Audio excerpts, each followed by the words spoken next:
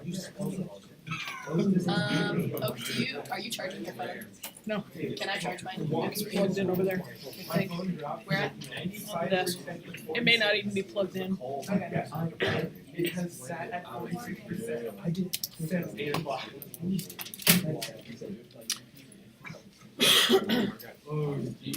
Okay. So, yes, sir. This is like unrelated to this. What about the stock market now? So I assume it's all these drops. The stock market right now, I haven't done much reading on it because my best guess from my brokering experience, this is just direction. We've been kind of on a euphoric rise, and the market's just taking stock of what there is. We've got inflation is starting to rise. The Federal Reserve is raising interest rates, and so it's kind of natural that some money would come out of the market to go into some of the more conservative means of savings now that interest rates are coming up. Ultimately, we're still way ahead. We've got to be still 20% up from where we were a year ago. And although the numbers are big, when you think about a 1,000-point drop, that sounds overwhelming. But when we're over 20,000, it's not that big a deal in terms of percentage. What was 4%? So I wouldn't flip out. I'm not doing anything with my stuff right now. Long term, I mean, if you're in the stock market and you're day trading, yeah, this has been a terrible few days. But if you're in the stock market long term for wealth building and retirement savings and stuff, as long as you're under 50, don't do anything. The stock that I sold in January. I lost 5 You have to be 18 or you have to have a custodial account where there's an adult. Oh, like when it wasn't it everyone's like how like it's parent or you make I don't know about the banking regulations. I know that until you reach age majority in your state, you have to have a custodial account. yeah, I thought everyone Along those lines, folks, for those of you who are working regularly and have some form of income, most people won't talk to you about retirement accounts until you're actually in the work world. But somebody brought up time value of money a couple of weeks ago, and if you've got an income right now and it isn't already spoken for to support your family and you have some extra money every couple of weeks, realistically, you have extra money. Skip a Starbucks every couple of weeks. You should seriously be thinking about opening yourself an IRA. You can, with $100, you can open one at any of the online brokerages, TD Ameritrade, E-Trade, Scottrade, any of those. Get yourself a custodial IRA. Get yourself into a mutual fund, a widely spread mutual fund, maybe a SPDR mutual fund, and put that money in there and just make a commitment to yourself that you'll put $50 in every month. And do that. And maybe you stop when you're in college and you have all of those expenses and you don't want to be paying the interest on, but that money that you put in now will be there and multiplied by the time value of money for you 50 years from now when you need it. And you won't regret it. Put it in there and leave it. So think about that. Anybody in here work for Kids Club? Kids Club offers a matching 401k, so if you go to work for Kids Club, do that. All right, so we had covered what kind of mortgage is bad? ARM. What's ARM stand for? Adjustable rate mortgage is bad. Kind of mortgage good? Yeah. There you go. All right, what are you gonna do all your life? Pay our own. You're gonna pay somebody's mortgage. You decide whether it's yours. I'm gonna pay You have to decide whether it's your own or not. Buy my van in cash. That's a good Dave Ramsey philosophy there. All right. So when the housing prices fell and all of those houses were dumped on the banks at such decreased prices, then those houses were put on the housing market and further depressed the prices. So what happens is the banks lost all kinds of money. Insolvency is what it's called when you don't have enough money to meet your obligations. Banks can become insolvent. They can go bankrupt. They don't have enough money. Seriously. So when the banks started failing, then what does that do to you as a user of banks, as a depositor in banks, when you start hearing that banks are failing? What do you want to do? You want to go and pull your money out. And this is not quite to the level of what we heard happened during the Depression, where there were runs on banks, where people were going and liquidating their accounts. But it made people very, very nervous, and they certainly stopped depositing additional money. And some folks started pulling some money out so they had some cash on hand. That, of course, further weakens the banks and makes the situation even worse. It's like when you've got a zit and you pick at it a little bit, well, if I just pop it, it'll go away faster, right? And so you pick at it a little bit, and then what does it do? It's twice as big and twice as bad, and it's going to last twice as long. So, huh? I always do that. Well, there you go. So people picked their banking zits, and it just made things worse. Okay? So people got nervous. The banks knew that money wasn't coming in, money was going out, they're watching their friends go down, and so they stopped loaning. And we talked about what that had the potential to do to the economy. An uninsured deposit, the FDIC. Anybody know what the FDIC stands for? Federal Depository Insurance Corporation.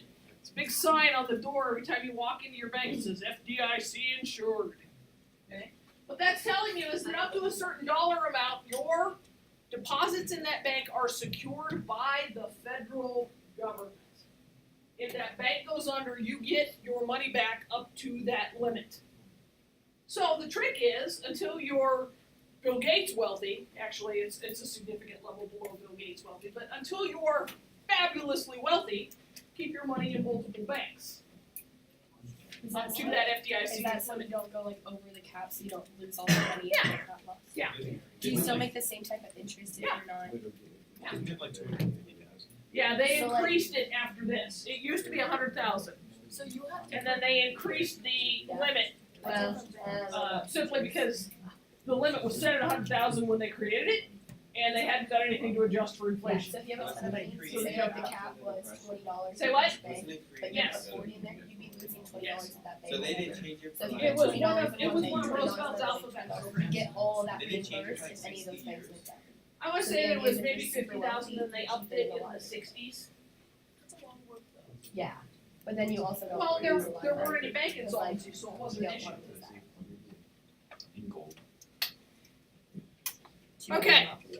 So now, because banks aren't getting any money and people are pulling money out, they don't have excess reserves to be able to make the loans. So then we end up with this, what they call a credit crunch, meaning they won't loan money.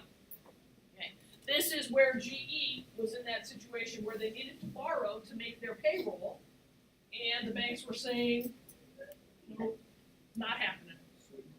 Not happening. What's GE? General Electric. Oh. Okay, so everybody's freaking out. People stop borrowing money. They stop spending money because the largest portion of our GDP is based upon consumption. GDP starts falling. The next biggest part of our GDP is government spending. The government's still spending, but people aren't investing either, because investment comes from savings, and people are certainly not putting money in the banks and generating investment out of that. So then companies stop hiring, they start firing because they're seeing their sales go down because consumption's going down, and so we end up with rising unemployment, falling GDP, a credit crunch, everything is circling the drain. And when you talk about the circular flow and how we want it to continually push outward, the circular flow is just, okay, think of it like a balloon losing its air. It is deflating. Seriously. I'm sorry, how was that again? I really missed that. My head was turned. I don't think the audio picked it up. I think you should So- get closer to the computer. It becomes a vicious circle. It's that whirlpool where things are just getting worse and worse and worse. And the question is, what are we going to do to stop this? Move the camera. That doesn't solve the problem. All right. So when everything is in the downward spiral, what do you do? What do you do? You're behind in your classes. You're missing work. So you've got to get the work made up. So you start staying up late to get the work made up, and staying up late means you don't get enough rest. So now you're sick. So now you miss school. So you miss more work, and you got to get it made up. Life right now. And now you're missing work because you've been sick, and now you don't have any money, and you're behind your class, and your grades are falling, and you're still not getting enough sleep. How do you break that cycle? Not that we don't Drugs. You gotta like really focus. Drugs. You don't have a quick, easy answer for your life, and nobody had a quick, easy answer for the economy either. You're all screwed. The best solution they came up with was that the government spend a whole lot of G bailing out some of those banks. And that's where that agreement that we talked about yesterday, that they would open up the credit a little bit, start loaning out more money, and try and release that credit crunch, try and restore confidence in the banks, try and restore consumer confidence so people would start spending, so employment would recover, etc. It's taken years to get back. Easily 5 or 6 years to get back to where we were before this crisis. We are now in an expansionary growth period after that recovery period. And so things are looking pretty good. But we're entering a new phase with this rising inflation and rising interest rates. We get to see a whole new look to our economy. What is the music? It's not a phase. Oh, it's not a thing. It's a lifestyle. Have you not seen that meme? I have not seen that meme. It's like the teen angsty thing. Okay. Moving forward in vocabulary, there are different kinds of saving that you can perform. Perform? Can you perform saving? Yikes. Yikes. You can do. All right. So if you are, as a household, not consuming and you're not paying taxes, then you're private saving.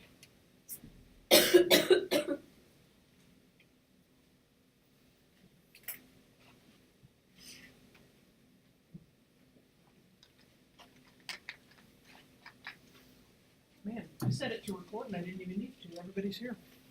How exciting. Like, still. This is like the worst part of recordings though, is when we're all writing down the definitions. And then you don't know whether or not to like speed it up. All right, so circular flows going. We got goods and services going one way. We've got money going the other. Okay?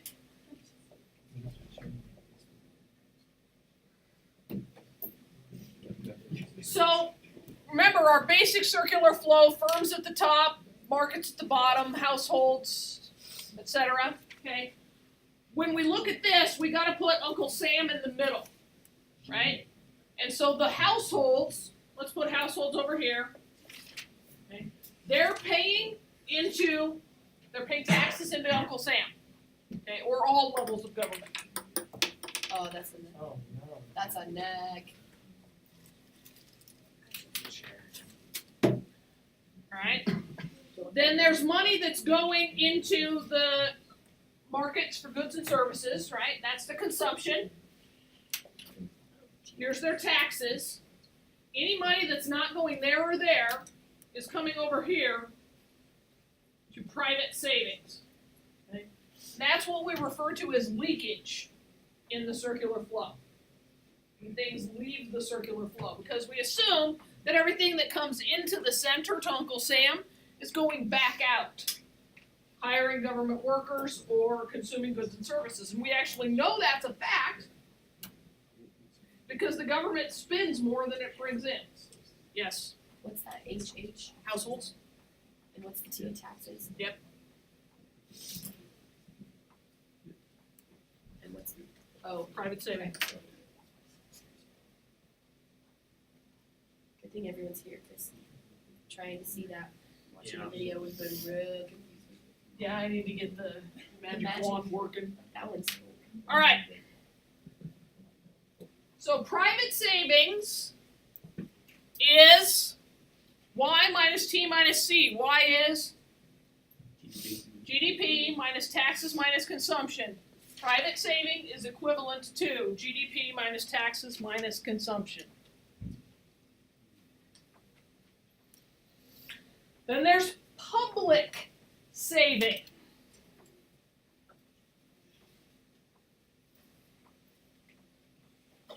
Saying the word public over and over always reminds me of that Ron White comedy bit where he was talking about tater salad.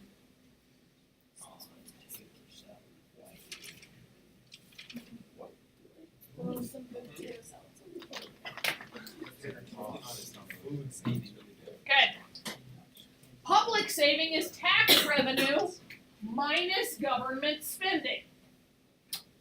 Tax revenue minus government spending. It's T minus G. What if the government spends more than they do? Then your public saving number, if the government spends more than they bring in taxes, is negative. Oh, that's not good. We're going to understand in this chapter exactly why having public saving be a negative number is really, really, really, really, really bad for our economy. Are we there now? Are we? So we are very, very. What is our national deficit right now? Negative $17 trillion. It's over 20. Does it ever go, like, Is does it it really? ever get less? It's been Wait, so if we were at a positive, It was declining under Clinton, That was the last time? so far as I know. That's not good. I could very well be wrong. All right, taking over. so now national saving is public saving plus private saving. Guess what? There's an equation for this too. Fantastic. I know. It's when you take both the equations and add them together. It's stunning. This is some big numbers. Is this positive in the US? In general, no. We are a consumption-driven economy. Yes. If we were at a pod, and like if we didn't have any national debt, would our economy be like way up high? Yeah. Are there any countries that this is? Yeah, that's a great question. I just give you a stroke. I don't know the answer to that. I'm Googling. I'll find. No, don't Google it. I'll make my current events about it. Like, ever have a better, like, national debt? Not in my lifetime. What about ours? Do you think it ever be positive? It'll take It'll take a We'll lot. take. it'll take pretty much starting I'm writing my current events paper on this. When I was teaching American history on the regular, I could have told you the last time we had zero deficit. Was that before we were a country? It was before World War II. I think it was actually before World War I. Wars that us going into debt. They're saying, right now, I could have given you the exact year. about the debt problem. Right now, the taxpayer owes, if every taxpayer wanted to pay off the debt, everyone would have to pay $170,000. Yeah. That would Yeah, get right now. right on Hey, that. right now, everybody. We need to pay Or with if every solutions. citizen paid, it'd be $63,000 per citizen. Wait, what's There's the? 188.5 Wait, million. what does it mean? What's the difference between taxpayer and citizen? You're a citizen but not a taxpayer yet. Me? Generally. I thought I paid. So you owe some type of taxes because I have a Yeah. job. Don't they take it out of my paycheck though? Yeah, that doesn't mean you're actually. Paying taxes. All right. To answer Delaney's question, is it possible? Yes, it's absolutely possible. Is it likely? It is extraordinarily unlikely in this current political climate because it's going to take a lot of agreement. One of the biggest challenges is it's going to take a lot of sacrifice. People are going to have to give up a lot of entitlements. People are going to have to pay in a lot more in taxes. And until we get what I refer to as a generation of kamikaze congressmen and senators who agree to be elected with no hope of being reelected just to go in and do what needs to be done, I don't see it happening. The other real challenge to that is we had a good chance at the end of the Cold War when we had lost our major adversary, where we could have really dialed back national defense and cut that spending and allocated resources towards paying down the debt, which is some of what happened in that time period. But now, with Russia reemerging as a power, China ever strengthening, the North Korean threat, and then global terrorism and the need to heighten national security and intelligence gathering, That's a thing. I don't think it's real likely. Well, don't we go into more Not debt? in my lifetime or probably yours. Don't we go into more debt with our military expenses? We're going into more debt this minute, and now we're deeper in debt now. Not And the even money deeper in is- debt yeah. now. Macau is the country's total. Is that What is the population of Macau? I don't know. 12. It says their total national saving is 63%. The population. Where is Macau? I don't even know. The only one that's like The made up pretty country. big is Ireland, and No. they say 53%. Macau is used to be Chinese, isn't it? It's independent.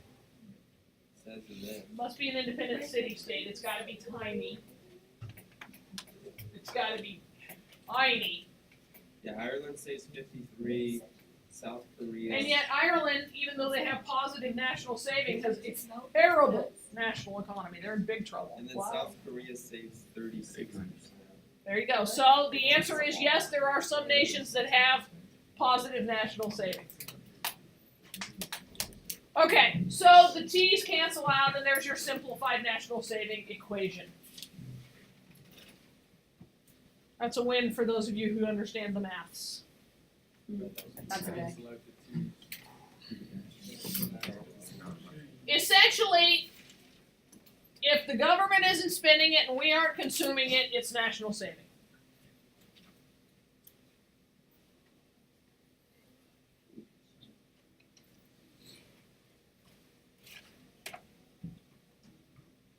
So if we ignore net exports, national saving is essentially equivalent to what portion of GDP? Investment. Say that line one more time. If disregarding net exports, national saving is essentially equivalent to investment.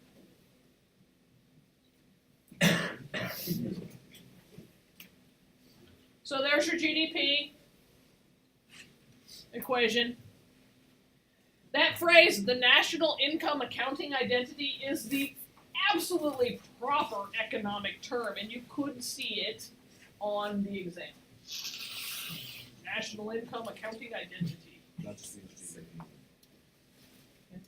So we're going to be a closed economy for this chapter.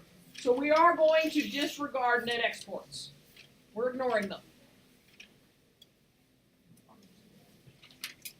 So this is what I just said to you. National saving is investment in a closed economy.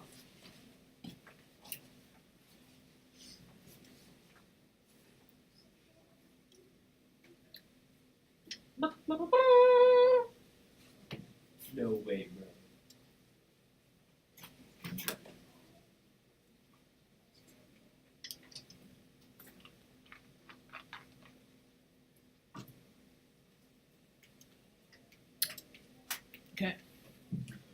budget surplus, common sense tells us, is when tax revenue exceeds government spending. A budget surplus is represented by actual public saving. Budget deficit is when government spending exceeds tax revenue. It's negative public saving.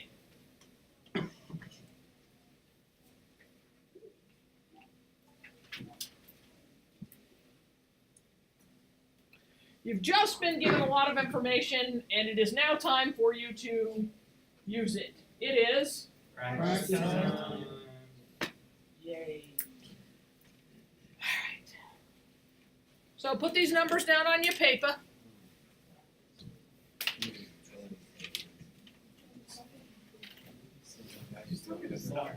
The $10.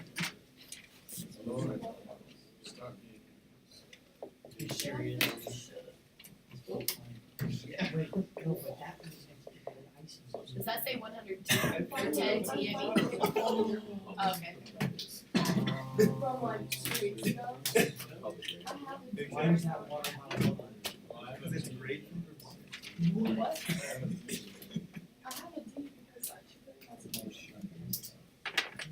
but not now. I didn't put it in as a zero. No, We I'm only not, mark I'm not it. talking about your class. German. I'm talking about German. Well, when a teacher marks something as incomplete, the software calculates it as a zero. Oh, it's like that. No, but our teacher's like, because your grade in this class says incomplete, but mine in Spanish says just an F. Yeah, that's what mine Yeah. said. I did in German. It's like, oh wait. Right. Almost 90, So do math. 53.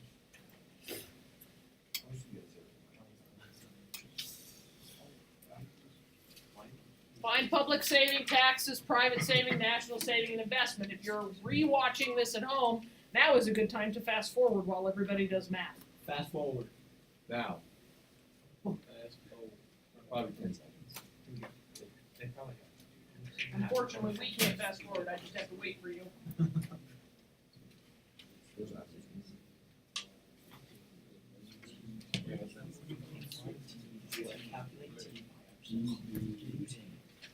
What? It didn't give you T, no, but you can calculate T.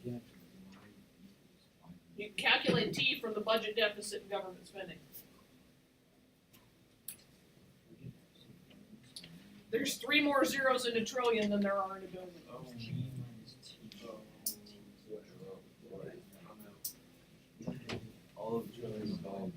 I'm gonna go with 1.7. She did 1.7.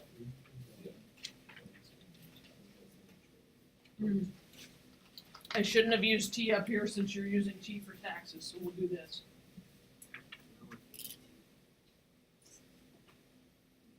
Does that help a little?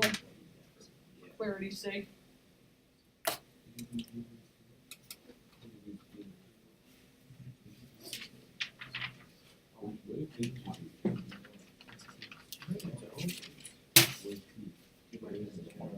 Wait, so how do we calculate what T is? What did you just write down for budget deficit? Is G minus T. Yep. So you have G and you have the deficit. So do your algebra. G minus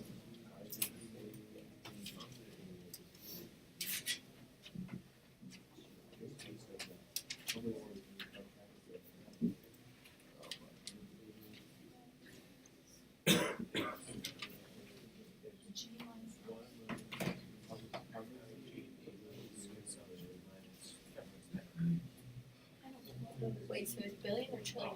Trillion?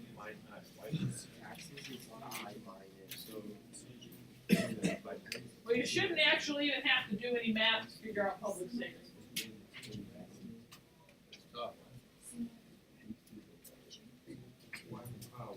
Should be 0 math required to get you to private to public saving.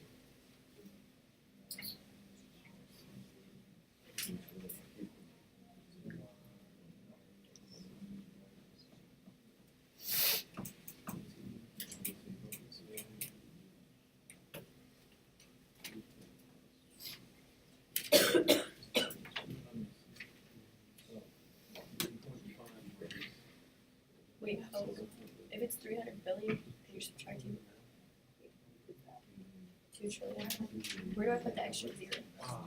On trillion. Trillion's bigger than billion. So like how? So it's 200 trillion if I'm subtracting. I don't know how to subtract these when it's billion and trillion.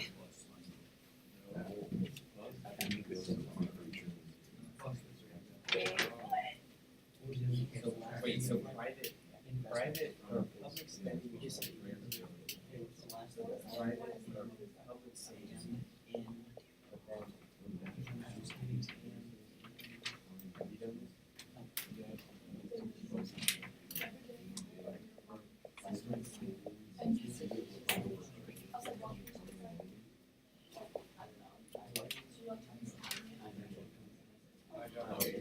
Okay. 2,000 minus 300. Did you mind? But I thought I had it.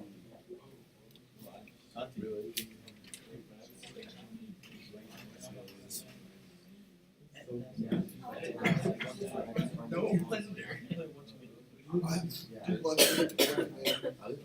You're what? I said I'm a lucky man. That you can just do stuff in your head? No, we're talking about how he has cool parents. If only Like, they I were wish like my parents were as cool as his mom and dad. Like, I love them both.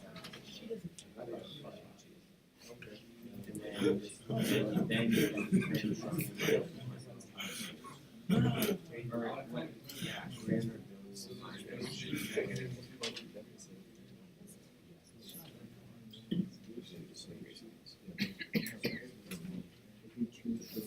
Did I hear negative 2.3 as an answer? Question. Oh, okay, good. So is that high up there investment? Yes.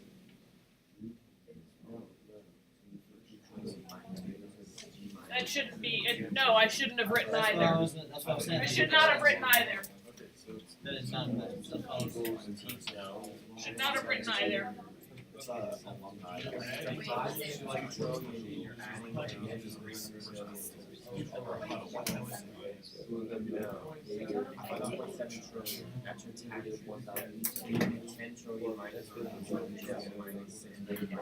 All right, should we cut our losses and move forward? Yes. Yep. You should accept.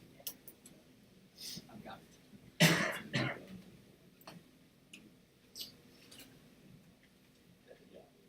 Got that? Yep.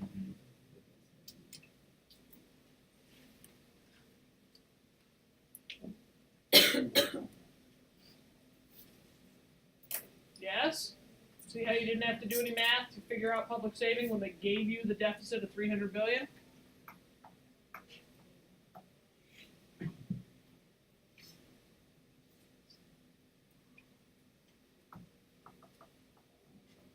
And you see how taxes would be 1.7 trillion if you're ending up with a deficit of 300 billion and government spending of 200 or 2 trillion. If you can't, you just need to spend some more time with the math.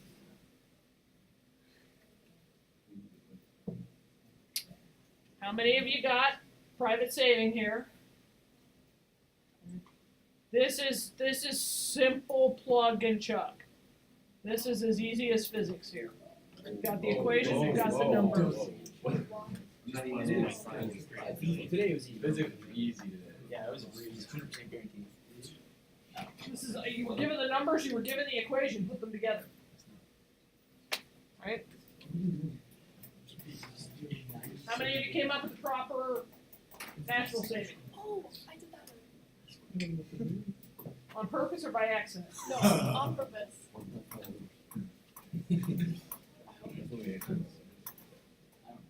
I do. How many of you figured out that investment was 1.5? Good. Which is why you asked that question, right, Dayton?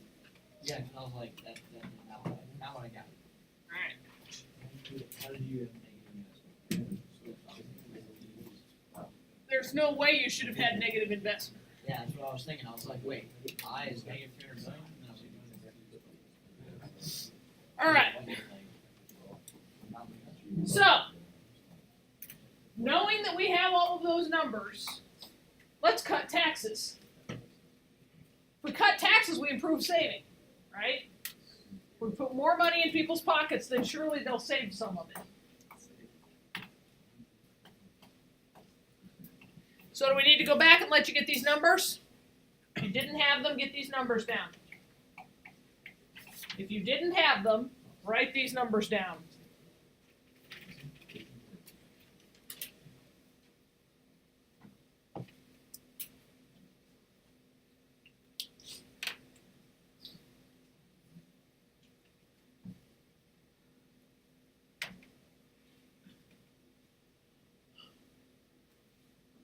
Got them? All right.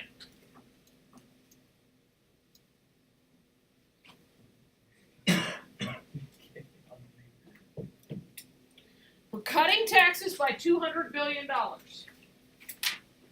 We're going to assume that consumers save all of the tax cut proceeds in scenario 1. In scenario 2, they save a quarter of it and spend the other 3/4, which is far more the likely scenario. Woo! Tax cut time to buy a new TV. Time to replace that washer and dryer that have been on their last legs. Time to take a vacay. So, math.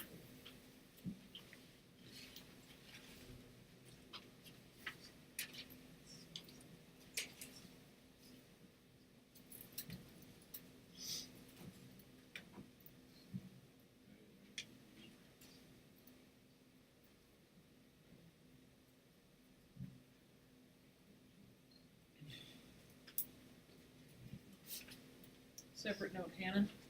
Your mail information is saved into the mail software on K. You need to undo that. My what Your information? mail, your student mail, is saved into the mail, your student mail account. I just log out. Well, you need to unsave the password and all that stuff. Oh, okay. Oh, I probably was logged into email and Well, it's not through the internet. This is the mail app. I mean, like, why are you laughing? Did you guys mail someone something? No, I didn't do it. We didn't do anything bad. I'm just laughing because you always forget to log out, and that's probably why. Probably. It's probably just at this point, like, we'll just accept it. We'll just take her as our own.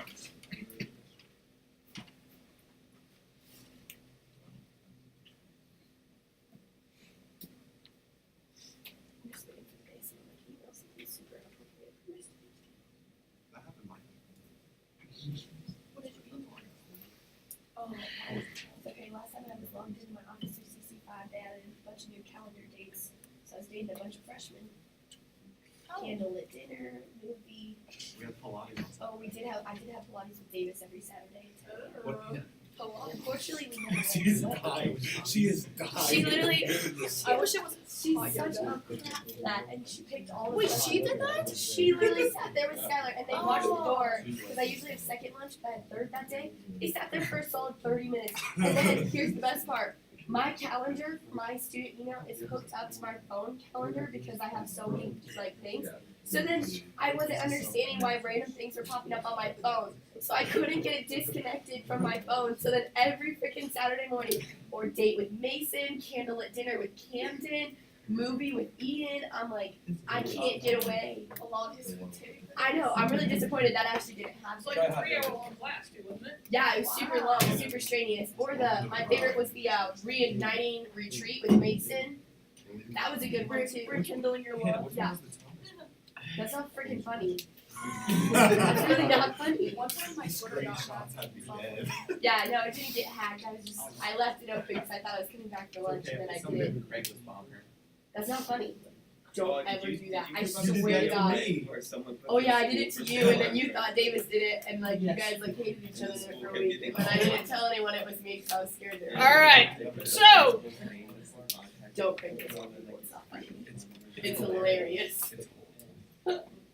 In both of them, with that tax cut, public saving goes down by $200 billion, and the spending deficit goes up to $500 billion deficit. Okay, so then the only difference is how much do consumers save of that $200 billion tax cut. In scenario 1, no change in investment. But wait a minute. We were trying to spur on the economy by giving them this tax cut, and they went and saved everything, and investment didn't change, and consumption didn't change, and so we haven't done any good. Is that accurate? In the short run, yes, it's accurate, but what did we do in the long run?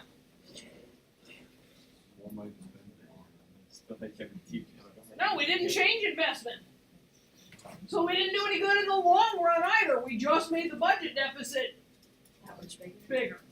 And we made it that much more painful to raise taxes in the future to decrease the budget deficit. So by just cutting taxes and having everybody save everything, we only made things worse long term.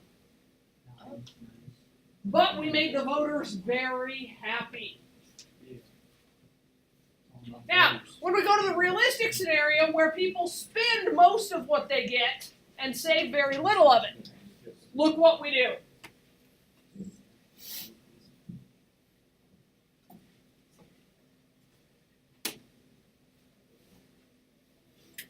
Is that better or worse? Well, the first one's worse. We just evaluated the first one. I'm asking about scenario 2. Scenario 2 is worse. Scenarios 1 is worse. Is scenario 2 better or worse than scenario 1, or better or worse than our original status quo? Worse than both. It's a lot worse than both. So we gave consumers a tax cut. Yay! We're all getting reelected. Right? Consumers went out and spent 3/4 of their tax cut and saved 1/4. The problem is the tax cut increased our deficit. And the fact that people didn't save all of the tax cut further decreased our national saving. Which means that yes, for a short blip increase in consumption, we've temporarily increased GDP. But we actually decreased investment. And what do we know about the trade-off between consumption and investment? You invest now to consume more later. You consume less now, you're going to consume less later.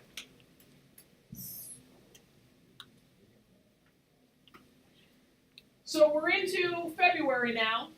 Everybody's gotten some paychecks with the new tax cut. Hostess. The government passed the tax cut. Congress passed the tax cut last year. Hostess. It went into effect in 2018. So you're living under the new tax laws. Your paychecks should be so much bigger. Did anybody see Rand Paul's tweet? It was deleted later. Yeah, about the dollar. He tweeted that he talked to a secretary, a school secretary. She said she's getting $1.50 more a month thanks to the tax cut. Wow. And in his tweet, he said she's so thrilled that it will pay her Costco membership. $1.50. I literally can't right now. What the? Hostess is Hey, paying you know what? employees Costco memberships are $1,200 a bonus, and then they're giving Yeah. a year's free supply. Because how they Yeah, but I pay them save all so off much money on before. gas and stuff. So they have so many fewer. Yeah, to do that. I thought that was nice. I was like, at least they. At least it is I'm something. a Costco. Except compare that to the tax benefit for the corporation that they're getting. Yeah. And it's Yeah.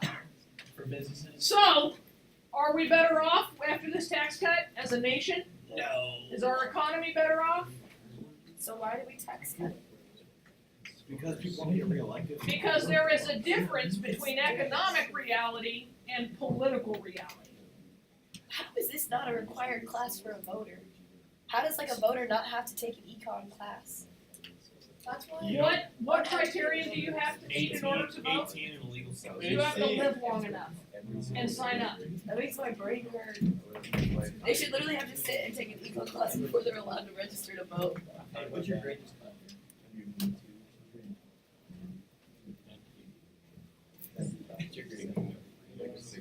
But they shouldn't.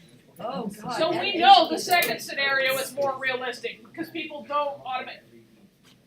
Let's go to this tax cut scenario and make it real life. You just put on a coat that you haven't worn since last year and you found a $20 bill in the pocket. I love when that happens. What do you do? Spend that money. No. run right to the bank and you deposit that $20. I don't think I've ever done scenario one in my life. So we very rarely even meet the quarter savings of scenario 2 when we end up with more money in our pockets, don't we? I literally just spent it. Very rarely do we save any of that. So every tax cut we get, we're just digging that hole a little deeper. And getting further away from Delaney's desired end goal. Yes. Wait, so if we get tax cuts now, does that mean we won't get as much back on our tax return? I have money I keep in my wallet. Probably. No. What if- I what like if seeing that fact they check. cut it? All right. So